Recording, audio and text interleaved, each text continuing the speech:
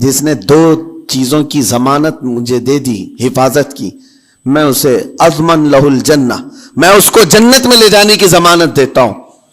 دو چیزیں کیا ہیں؟ حضور فرماتے ہیں ایک دو جبڑوں کے بیچ میں جو موجود زبان ہے اس کی حفاظت کر لے، اور دو رانوں کے بیچ میں جو شرمگاہ ہے اس کی حفاظت کر لے، یہ دو چیزیں جس نے بچا لیا میں اس کو جنت میں لے جانے کی ذمہ داری دیتا ہوں۔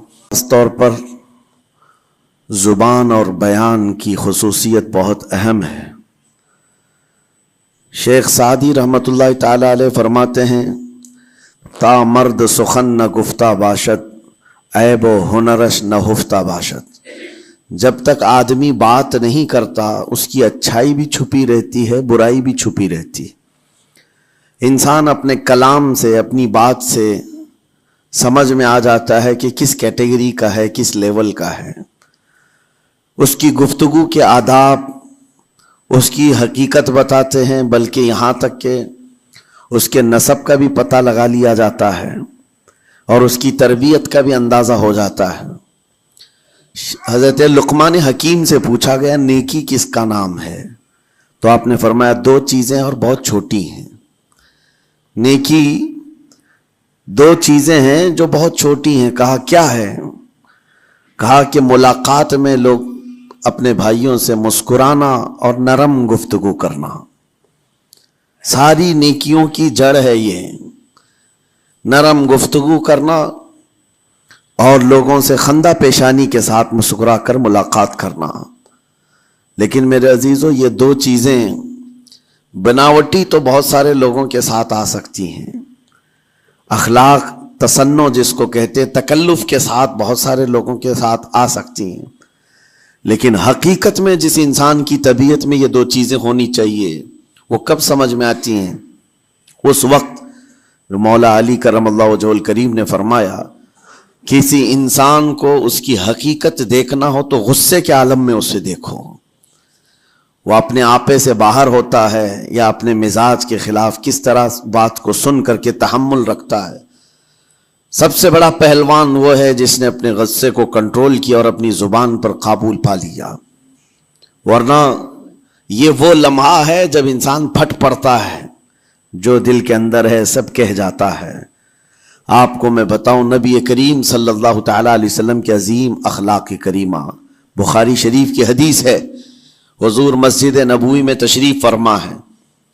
اس وقت مسجد نبوی، آج ہو سکتا ہے آپ کے ذہن میں جو امیج ہے مسجد نبوی کی بہت بڑی عالی شان مسجد، لیکن وہ زمانہ نبوی میں اس طرح کی نہیں ہے، کچی دیواریں تھی، اوپر چھپر کے چھت پڑے ہوئے تھے اور مٹی کی زمین تھی۔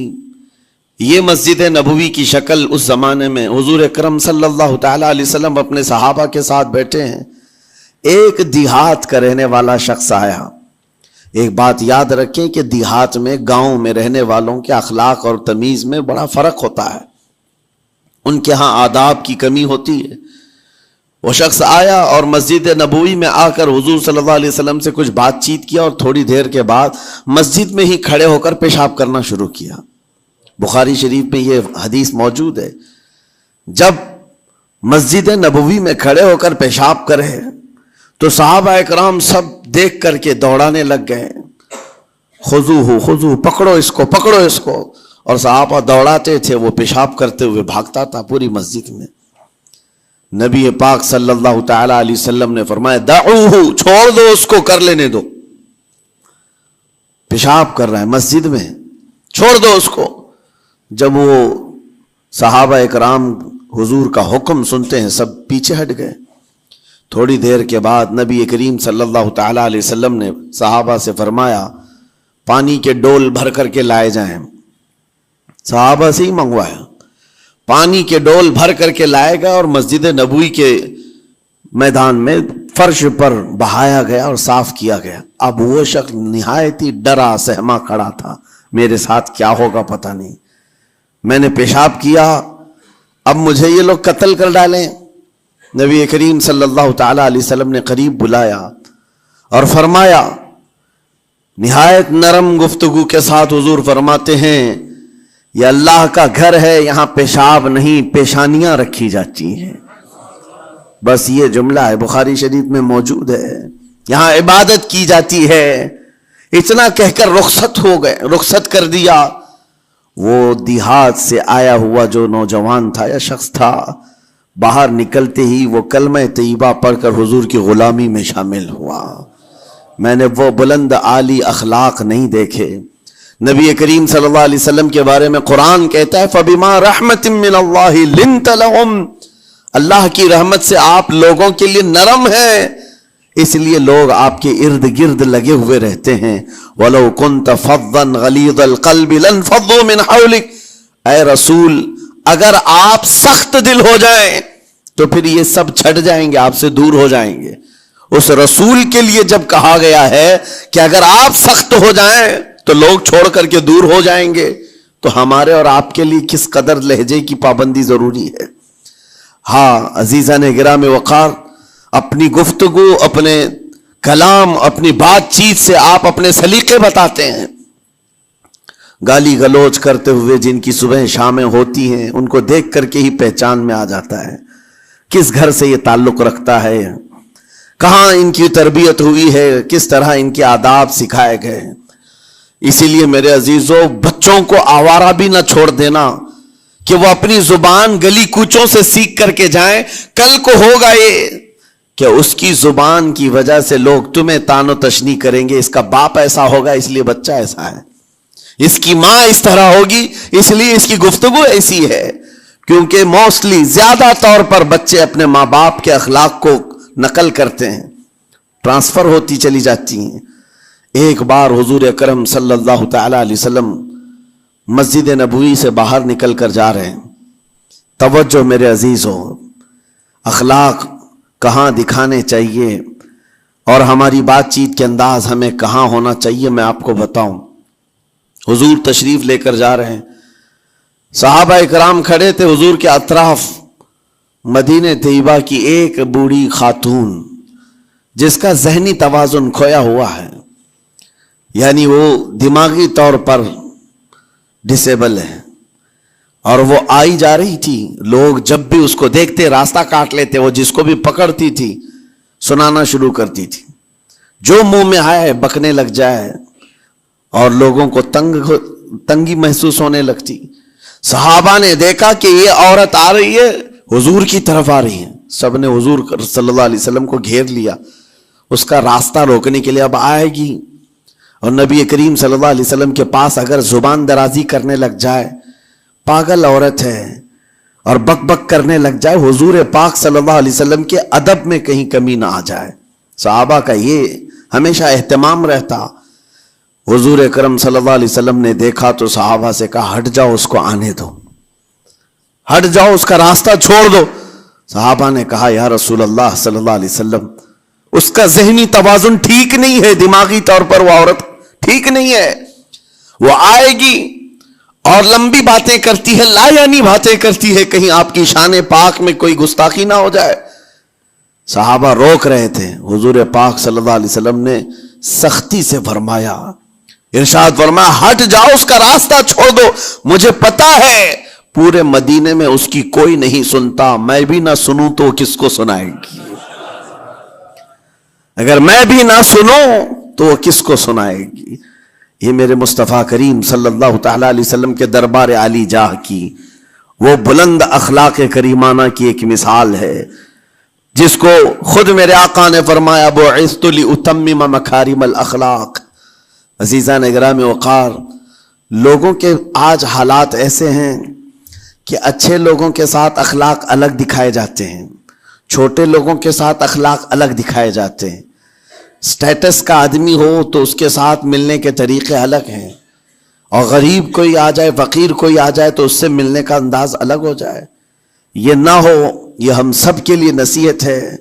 اسی ممبئی کی سرزمین پر میں آپ کو بتاؤں، ایک ماہیم شریف میں بزرگ حاجی صاحب ہوا کرتے تھے، آج سے تقریباً 10-12 سال پہلے کی۔ وہ کئی لوگوں سے ایک سوال کرتے تھے پکڑ پکڑ کر کے کہ میرا ایک سوال ہے، آپ جواب دیں گے، میرا ایک سوال ہے۔ کئی علماء سے انہوں نے پوچھا، مجھ سے بھی انہوں نے، جب میں نیا تھا مصر سے پڑھ کر کے آیا تھا، میرے پاس آ کر کہا کافی سالوں سے میرے ذہن میں ایک سوال ہوتا ہے, میں آپ سے بھی پوچھنا چاہتا ہوں. کہا بتائیے کیا ہے؟ کہا میں حضور سرکار مجاہد ملت رحمت اللہ علیہ کا مرید ہوں. علامہ حبیب الرحمان مجاہد ملت رئیس اعظم اڑیسہ, جن کے خدمات جلیلہ آج ہو سکتا ہے نئی جنریشن کو نہ معلوم ہو, ان کا لقب ہے مجاہد ملت, جنہوں نے سنیت کی بقا کے لیے اپنا تن من دھن سب قربان کیا تھا. وہ مجاہد ملت عظیم بزرگ ولی کامل ہے.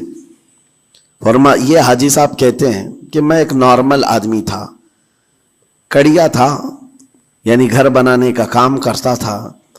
جب وہ ممبئی تشریف لاتے تو دوڑ کر کے ہر جگہ سے لوگ ملنے آتے, میں بھی گیا تھا.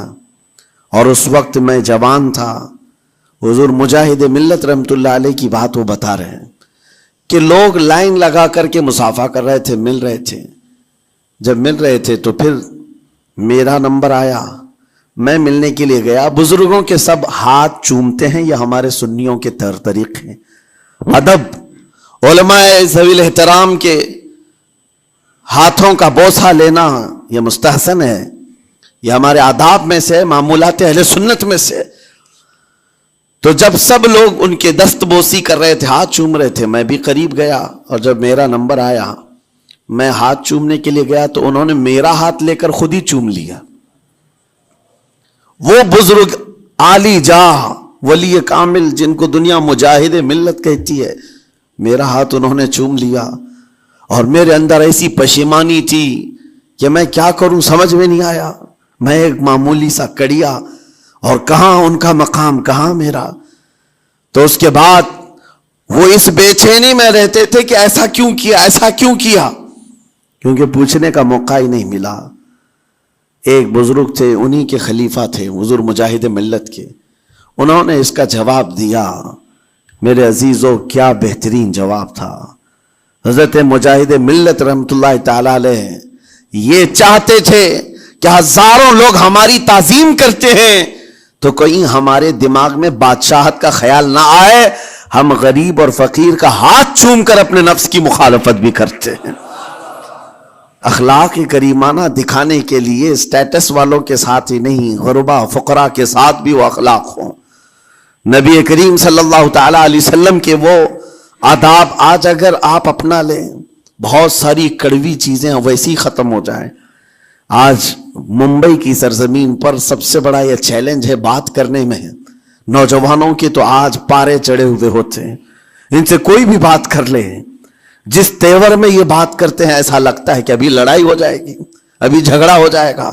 اس کی عادت سی بن گئی ہے. آپ کو پتا ہے فرمایا گیا, عربی کا قول ہے جراحت السنان لها التیام ولا یلتام ما جرح اللسان. تلوار سے, چاقو سے دیا ہوا زخم سوکھ سکتا ہے, زبان سے دیا ہوا زخم کبھی نہیں سوکھتا. زبان سے دیا ہوا زخم نہیں سوکھتا. بولنے سے پہلے 1000 بار اس بات کو خیال ہونا چاہیے کہ میں جس کو بول رہا ہوں کہیں اس کا دل چھلنی تو نہیں ہو جائے. میری زبان یہ ہوتی 50 گرام کی چھوٹی زبان ہے, لیکن بڑے بڑے لوگوں کے کلیجے چیر کر رکھتی ہے, بڑے بڑے لوگوں کے دلوں میں سوراخ کر کے رکھتی ہے, زخمی کر کے رکھتی ہے اس کا استعمال. اسی لیے روایت میں ملتا ہے کہ جب انسان صبح کرتا ہے تو سارے اعضاء, ہاتھ پیر آنکھ کان ناک, سارے اعضاء سب سے پہلے زبان سے یہ عرض کرتے ہیں, اس کی پناہ مانگتے ہیں, کہتے ہیں آج تو صحیح سلامت رہے گی تو ہم سب صحیح سلامت رہیں گے, اور اگر تو پھسل گئی تو عذاب ہم پر بھی ہوگا. زبان بولتی ہے, مار کسی اور کو پڑتی ہے, کوئی زبان کو مارتا نہیں ہے. گالی زبان دیتی ہے لیکن مار کبھی پیٹھ پہ پڑتی ہے, سر پہ پڑتی ہے, ہر جگہ پڑتی ہے. تو یہ زبان نبی کریم صلی اللہ تعالی علیہ وسلم نے ارشاد فرمایا, من یضمن لی ما بین لحیتیہ وما بین. حضور پاک صلی اللہ تعالی علیہ وسلم فرماتے ہیں جس نے 2 چیزوں کی ضمانت مجھے دے دی, حفاظت کی, میں اسے اضمن لہ الجنہ, میں اس کو جنت میں لے جانے کی ضمانت دیتا ہوں.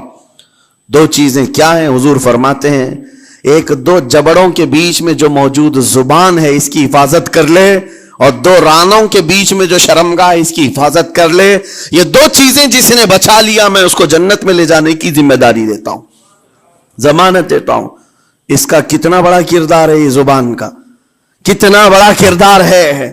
اور حضور نے ایک بار پکڑ کر کے فرمایا تھا، زبان کو پکڑ کر کے کہا تھا یہ وہ زبان ہے جو انسان کو جنت میں بھی لے جاتی ہے اور دوزخ میں بھی لے جاتی۔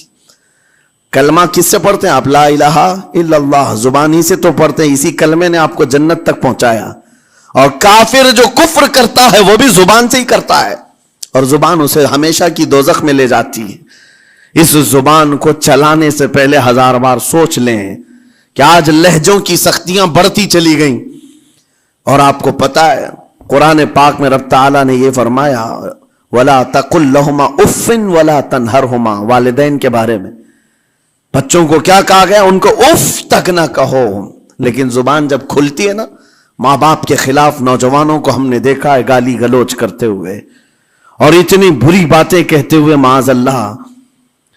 عزیزان گرامی وقار، حضور نے تو یہ فرمایا جس نے پلٹ کر کے اپنے ماں اور باپ کو سخت لہجے میں بات کیا یا ان کی نافرمانی کی، حضور فرماتے میرا دل چاہتا ہے کہ اس کے گھر کو آگ لگا دوں، آگ لگا دوں۔ اس لیے اس بات کو ہمیشہ یاد رکھیں، تمہارے لہجے کی سختیاں کسی کو زخمی کر دیں تو آخرت خراب ہو جائے گی، آخرت خراب ہو جائے گی۔ حضرت علقمہ رضی اللہ تعالیٰ عنہ حضور کے صحابی ہیں، حضور صلی اللہ علیہ وسلم کے صحابی ہیں، آخری وقت آ گیا تھا لیکن زبان نہیں کھلتی تھی۔ حضور پاک صلی اللہ علیہ وسلم کے پاس سفارش لائی گئی کہ آپ کے وہ ساتھی ہیں انتقال کر رہے ہیں لیکن زبان پر کلمہ بھی نہیں آتا۔ حضور تشریف لائے، دیکھا، پوچھا گھر میں ان کے کون کون ہے؟ کہا بیوی ہے اور ماں ہے۔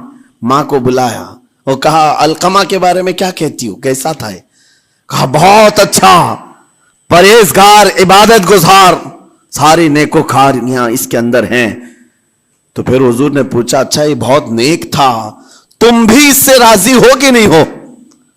ماں نے کہا میں نہیں راضی ہوں، میں راضی نہیں ہوں۔ کہا کیوں، وجہ کیا ہے؟ کہا یا رسول اللہ میرا اکلوتا بیٹا، میرا تنہا بیٹا تھا، بڑی محبتوں کے ساتھ اس کو پالا تھا، اور جب میں نے اس کی شادی کی اپنی بیوی کو لایا، اور جب بیوی گھر پر آ گئی تو میری بات کو ہلکے میں لیتا، اپنی بیوی کی بات کو فوقیت دیتا، ترجیح دیتا۔ اور اس وقت غالباً یہ باتیں تھی کہ زبان سے کوئی کلمہ ان کے نکلا ہوگا جو بیوی کی حمایت میں تھی، ماں کو تکلیف پہنچ گئی۔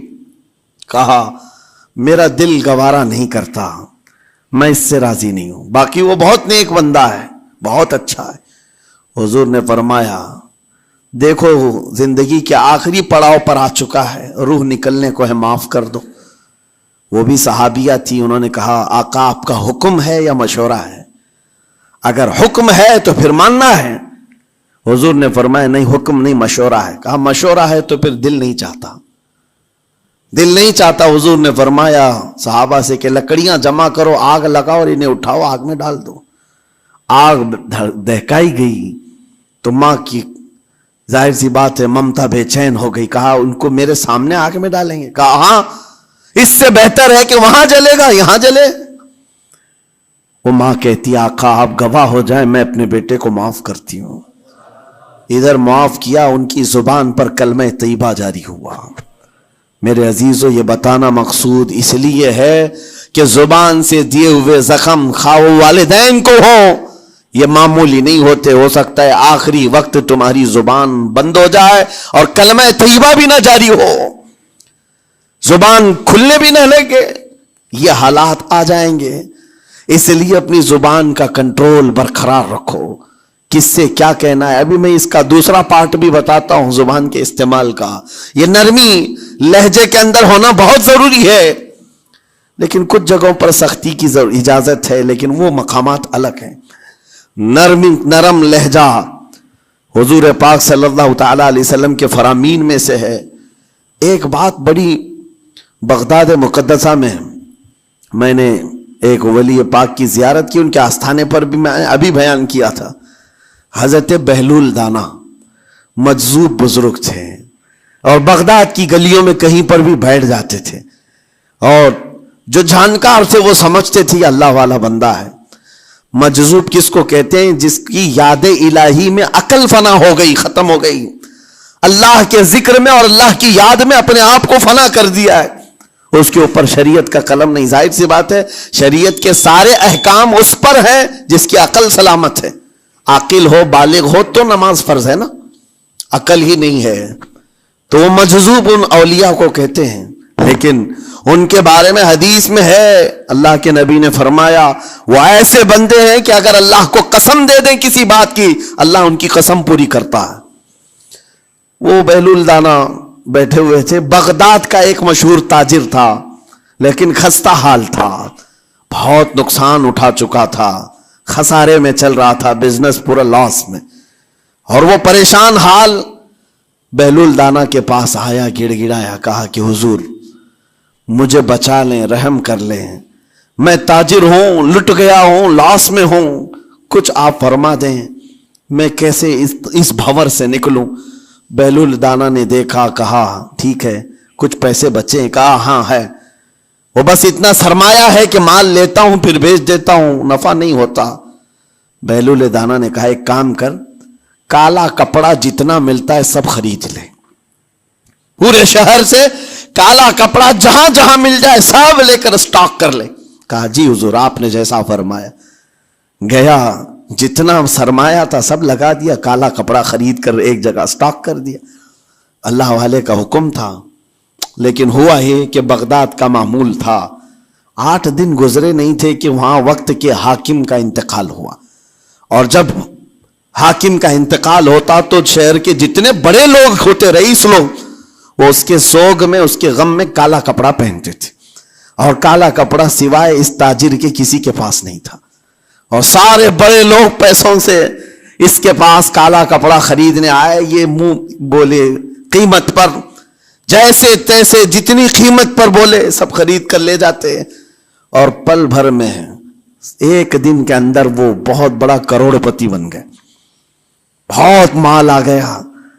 یہ بات یاد رکھیں، اللہ مال دیتا ہے، اس کے بعد پھر آزمائش بھی ہوتی ہے۔ مال اتنا آ گیا، اب لے کر کے مستیاں تھیں، چند دن گزرے، ظاہر سی بات ہے مال کو بڑھانے کی تمنا ہر ایک کی ہوتی ہے، کوئی یہاں پر اینڈ کرنے والا نہیں ہے دنیا میں، چاہے اس کا بزنس اربوں پر بھی پہنچ جائے، اسے آگے پہنچنا ہے۔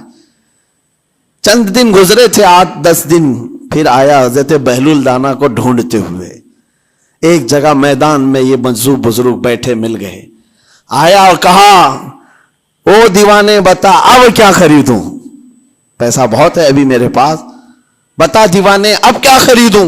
انہوں نے دیکھا، کہا کہ لہجہ تو بدلا ہوا ہے، پیسہ بہت زیادہ تھا، کہا کہ ٹھیک ہے کوئی بات نہیں، اللہ والوں کو ان سب چیزوں سے کوئی لینا دینا نہیں۔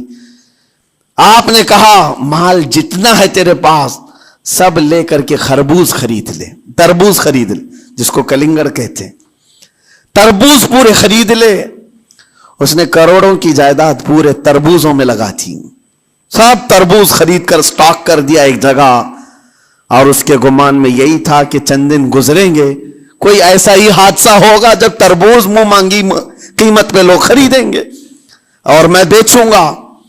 پورا مال تربوز میں لگایا، 2 دن 4 دن 6 دن 8 دن گزرے، کوئی حادثہ نہیں، ادھر تو تربوز سڑنے لگ گئے، وہ تو زیادہ دن سٹاک نہیں کیے جا سکتے، سڑن شروع ہو گئی، پھر تھوڑے دنوں کے بعد پورے کے پورے سڑ گئے، کروڑوں کا مال تربوز میں سڑ کے چلا گیا، وہ بیچ بھی نہیں سکا، کچھ نہیں کر سکا، واپس چیختا چلاتا اسی حالت میں آیا، پہلے سے بھی زیادہ بدتر حالت میں میں آ گیا ہوں، دوڑتے ہوئے آیا، حضرت بہلول دانا کو ڈھونڈتے ہوئے، کہاں ہیں؟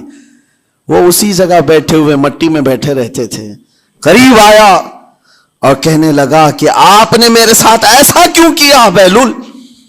بہلول دانا نے کہا کیا ہوا؟ کہا میں تو لٹ گیا، تربوز میں پیسے لگائے آپ کی وجہ سے اور پورے سڑ گئے۔ بہلول دانا نے کہا میں نے تو کچھ نہیں کیا، پہلے تو تجھے نفع ملا تھا وہ تیرے لہجے کی وجہ سے، اب خسارہ ہوا ہے تیرے لہجے کی وجہ سے۔ پہلے جو آیا تھا بات کرنے کے لیے اس وقت تیری تمیز الگ تھی، تیری تہذیب الگ تھی، اخلاق الگ تھی، گڑ گڑا کر کہا تھا کہ میں لٹ گیا ہوں آپ رحم کر دیں، دوسری بار آ کر کے کیا کہا، او دیوانے بتا کیا خریدوں. لہجہ بدل گیا تو پوری حیثیت بدل گئی. زبان ہماری اونچائی پر بھی لے جاتی ہے اور نیچے بھی لے آتی ہے. اس بات کو ہمیشہ ملحوظ رکھیں کہ اس زبان سے بہت سارے لوگ نفع بھی اٹھاتے ہیں، بہت سارے لوگوں کو نقصان بھی ہوتا ہے. لیکن ساتھ میں یہ بات بھی عرض کروں، نرم گفتگو کرنے کا عادی ہر ایک کو ہونا چاہیے. نرم گفتگو کرنے کا عادی ہر ایک کو ہونا چاہیے، اس کی نیکیوں کی علامت ہے، اس کے اخلاق کی علامت ہے.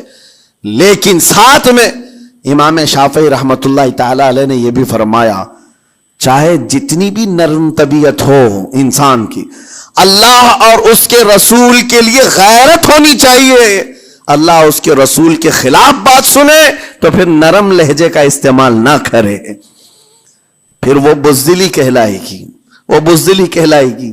آج میں ایک بات یہ بھی بتا دوں، بہت سارے لوگ یہ سمجھتے بھی ہیں. ابھی چند دن قبل میں ماررہ متحرہ میں بیان کیا اخلاق کے، اولیاء اکرام کے مذہب و مسلک پر، اور پچھلے 15 سالوں سے میں نے بہت سارے خطابات کیے ہیں اخلاق پر، معاشرے کی برائیوں پر. لیکن ابھی چونکہ چند دنوں میں جلسے پروگرام بہت سارے ہو گئے اور عظمت ناموں سے رسالت پر زیادہ گفتگو ہونے لگی، تو لوگوں میں ایک امیج الگ بیٹھی ہوئی ہے.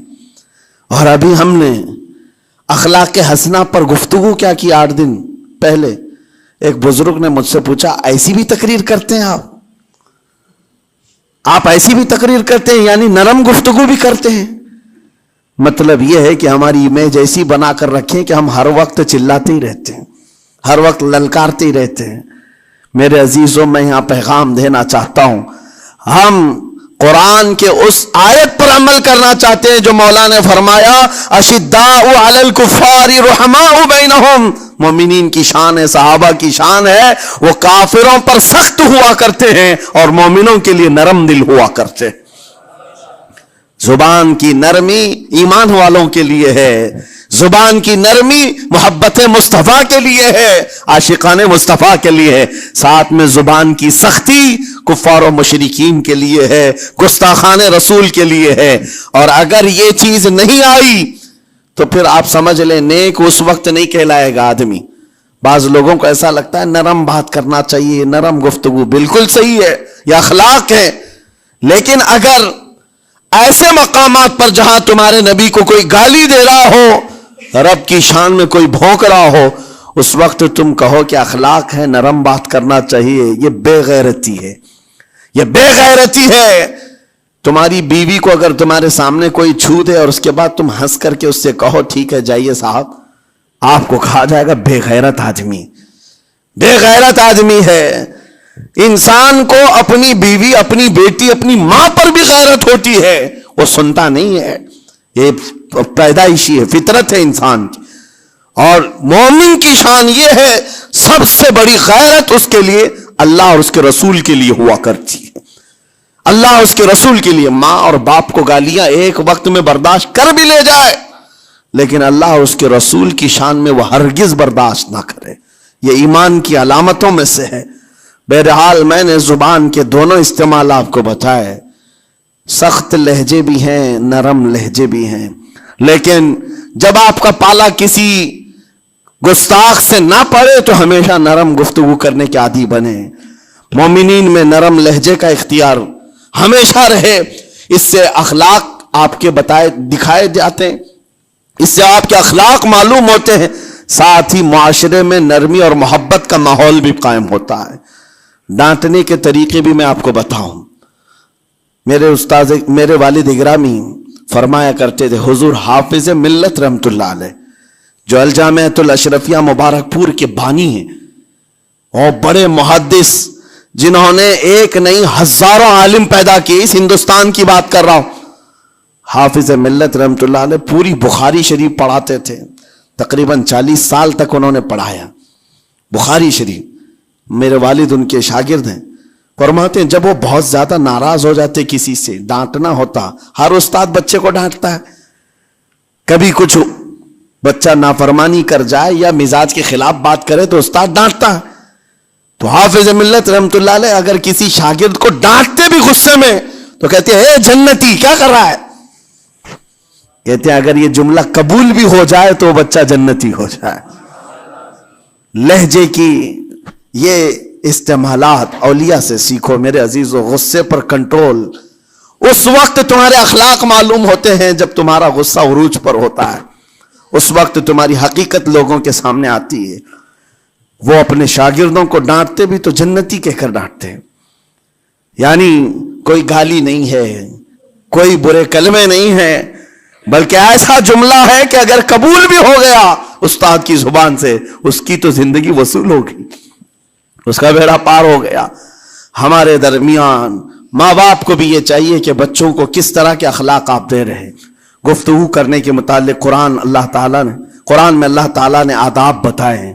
جب آپ گھروں کے اندر موجود ہوں تو بچوں کے سامنے کس طرح کی گفتگو کیا کریں گے, کیسی بات کریں گے. شوہر اور بیوی جس طرح کی باتیں کر رہے ہیں بچے کے دماغ میں وہ پورا کا پورا چھپتا ہے, ٹرانسفر ہوتا ہے. اسی لیے کہا گیا ایڈلٹ گفتگو کبھی بھی بچوں کے درمیان نہیں کی جائے گی. جو میچورٹی میں نہیں ہے ان بچوں کے سامنے ماں اور باپ بیٹھ کر کے کلام بھی نہ کریں, بات نہ کریں. معاشرہ تو آج ایسا ہے سب پوری فیملی لے کر کے بیٹھے ہوئے ہیں, اور حد تو یہ ہے کہ گندی فلمیں سامنے لگی ہوئی رہتی ہیں. وہ کیسے بچا پاؤ گے؟ 4 سال 5 سال کے بچے کے اندر بھی وہ گفتگو, وہ مکالمات, ایک دوسرے سے بات کرنے کی تمیزیں, وہ سب وہاں سے سیکھتا آ رہا ہے. گھروں کے اندر ماحول کو تبدیل کرنے کے لیے آپ کی اپنی زبان پر کنٹرول اور اپنے بچوں کی تربیت اور ان کی زبان پر کنٹرول بہت ضروری ہے. پھر دیکھنا آپ یہ معاشرہ پیدا کر کے کل کو آپ کا بچہ نکلے گا, اس کی تمیز, اس کے اخلاق پر ہر کوئی اش اش کرے گا. چند دنوں کی محنت ہے آپ کی, لیکن بچے جب سلیقے کے ساتھ گفتگو کریں تو لوگوں کا دل جیت لیا کرتے ہیں. بات کرنے کے آداب ایسے ہیں کہ لوگ دل جیت لیا کرتے ہیں. یہ میرے استاد گرامی مصر کے رہنے والے تھے. جب خطابت ہمیں سکھا رہے تھے گفتگو کرنے کے آداب, تقریر کرنے کے آداب, تو ایک امام غزالی کا قول تھا کلم الناس علی قدر عقولہم, لوگوں سے ان کی عقل کے مطابق بات کرو. اس پر وہ سمجھاتے ہوئے ہمیں ٹریننگ دیتے تھے اور کہتے تھے کہ تمہارے پاس آنے والے کئی طرح کے لوگ ہوں گے. اگر تم امام ہو, اگر داعی ہو, خطیب ہو, مقرر ہو, کوئی غریب گھر سے, کوئی بڑے امیر گھر سے, کوئی پڑھا لکھا آئے گا, کوئی جاہل ہوگا, کوئی بدتمیز بھی ہوگا, کوئی نیکوکار, کوئی گنہگار, سب طرح کے مکس مجموعہ تمہارے پاس ہوگا. ان سے خطاب کرنا, ان سے بات کرنا, کس انداز سے بات کرو گے, کیسے ان سے کلام کرو گے. میرے عزیزو یہ ہمارا اپنا ہنر نہیں ہے. ہم جو آپ کے سامنے گفتگو کر رہے ہیں یہ ہمارا فن نہیں ہے, یہ اپنا پیدا کیا وہ ہنر نہیں ہے. ہمیں سکھایا گیا تھا صرف اور صرف آپ کو اس مجمع سے اور یہ آئے ہوئے جمع غفیر سے بات کرنے کے لیے ایک ہی اسلوب اپنانا ہے. دیکھنا ہے کہ رسول اللہ کیسے بات کیا کرتے تھے. میرے آقا صلی اللہ تعالی علیہ وسلم کا اسلوب اپناؤ. حضور کے خطبے دیکھو, حضور جب خطاب کرتے, ظاہر سی بات ہے مسجد نبوی میں اس وقت بھی لوگ, ہر طرح کے لوگ آتے, دیہات کے بھی تھے, شہر کے بھی تھے, اعلیٰ دماغ والے لوگ اور کئی الگ الگ قسم کے لوگ آتے. حضور کا خطاب سب کے لیے تھا. عزیزان گرامی, ان سنتوں پر عمل کر کے آج آپ اپنے لہجے کو بہتر بنا سکتے ہیں. بس میری گفتگو کا خلاصہ یہی ہے کہ اللہ تعالیٰ ہمیں زبان کا صحیح استعمال عطا فرمائے, ورنہ یہ زبان کی سختیاں اور اس کی کڑواہٹ ہمیں دوزخ میں بھی لے جاتی ہے, دوزخ تک لے جا سکتی ہے. اللہ تعالیٰ اس کی مکاریاں, اس کی عیاریاں اور اس کی شرانگیزیوں سے ہم سب کی حفاظت فرمائے. ساتھ میں یہ بھی میں بتا دوں, وہ زبان پاک نہیں بولتی, وہ زبان پاک نہیں بولتی جو حلال نہیں کھاتی. یہ بھی بزرگوں نے فرمایا ہے, یہ زبان پاک نہیں بولتی جو حلال نہیں کھاتی. اسی سے ہر کچھ گزرتا ہے, اندر پیٹ میں جاتا ہے.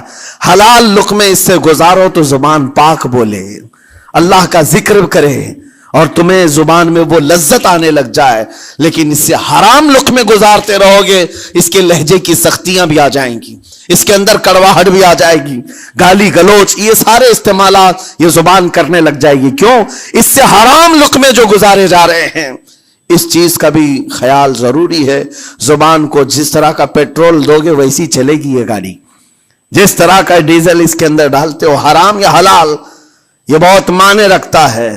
اور ایک بات یہ بھی سن کر کے چلے ہیں کہ حضرت سلیمان علیہ السلام کے زمانے میں ایک مناظرہ ہوا تھا علماء کا۔ بعض لوگوں نے کہا کہ انسان کی ایک جماعت تھی، انسان کی زبان افضل ہے، منہ افضل ہے، اس لیے کہ وہ اللہ کا ذکر کرتی ہے۔ بعض نے کہا کہ نہیں، انسان کے پیچھے کا مقام اچھا ہے، اس سے بہتر ہے۔ یہ دونوں کی تکرار میں حضرت سلیمان علیہ السلام کے پاس بات آئی، آپ بتائیں۔ تو ان سے پوچھا تم اتنی بڑی بات کیوں کہہ رہے ہو؟ اس کے پیچھے کا مقام اچھا ہے۔ کہا کہ اس لیے کہ وہ صرف نجاست نکالتا ہے، وہ صرف نجاست نکالتا ہے، وہ مقام غلاظت باہر کرتا ہے، غلاظت اندر لیتا نہیں۔ زبان غلاظت اندر بھی لیتی ہے، حرام کھاتی بھی ہے، لوگوں کو زخمی بھی کرتی ہے۔ ان علماء کی دلیل تھی۔ تب آپ نے فرمایا بات ٹھیک ہے، جس انسان کا زبان پر کنٹرول نہیں، حرام کھاتا ہو اور بد کلامی کرتا ہو، گالی گلوچ ساری چیزیں کرتا ہو، آپ نے فرمایا اس سے بہتر اس کا پیچھے کا مقام ہے۔ اور جو انسان کنٹرول رکھتا ہے، حلال کھاتا ہے اور لہجے کی نرمی رکھتا ہے، ظاہر سی بات ہے اس کا منہ ہی افضل ہے، اس کی زبان افضل ہے۔ اب یہ تو فیصلہ سب کا ہے، کس کو کیا چیز اختیار کرنی ہے۔ عزیزان گرامی اوقات، یہ بہت بڑی بات ہے جو میں آپ کے سامنے کہہ رہا ہوں۔ زبان کو اگر کسی دوسری جگہ سے کمپیئر کیا جائے تو لگتا ہوگا نرم، یہ بالکل اچنبے والی بات ہے، عجوبے والی بات ہے، یہ کون سا کمپیریزن ہے؟ وجہ یہی ہے، بعض لوگوں کو ہم نے اتنا گندا بولتے ہوئے دیکھا ہے، اس سے بہتر ہے کہ وہ نہ بولیں۔ لوگوں کو زخمی کرتے ہیں، کسی کے مقدسات پر حملے کرتے ہیں۔ اللہ تعالیٰ ان کے زبان کی شرارتوں سے ہماری حفاظت فرمائے، اور کریم خدا ارحم الراحمین مولا اس چیز سے بھی ہمیں حفاظت فرمائے۔ قیامت کے دن کچھ لوگ صرف اس لیے پکڑے جائیں گے کہ وہ کچھ نہیں بولتے تھے، لیکن وہ جن کے ساتھ رہتے تھے وہ بولتے تھے، وہ لوگ بولتے تھے، اور ان کی وجہ سے یہ خاموش رہنے والا جو ساتھ میں تھا اسے بھی جہنم میں لے جایا جائے گا۔ اور وہ اس دن کہے گا پکار کر، یا ویلتا لیتنی لم اتخذ فلانا خلیلا، اے کاش میں فلاں کی دوستی نہیں کیا ہوتا تو اچھا ہوتا، آج میں بچ گیا ہوتا۔ اپنے ماحول کو بچاؤ، جہاں زبان کی خرابی دیکھو اپنے آپ کو بھی بچاؤ، اور اس ماحول سے بھی اپنے کو دور رکھو۔ اللہ کی بارگاہ میں دعا ہے مولا تعالیٰ اس زبان کو خالص اپنے ذکر میں لگائے اور اپنے حبیب پاک کے ذکر میں لگائے۔ مولا تعالیٰ ہم کو زبان کی بد کلامیوں سے محفوظ و مامون فرمائے۔ وآخر دعوانا ان الحمدللہ رب العالمین۔ السلام علیکم۔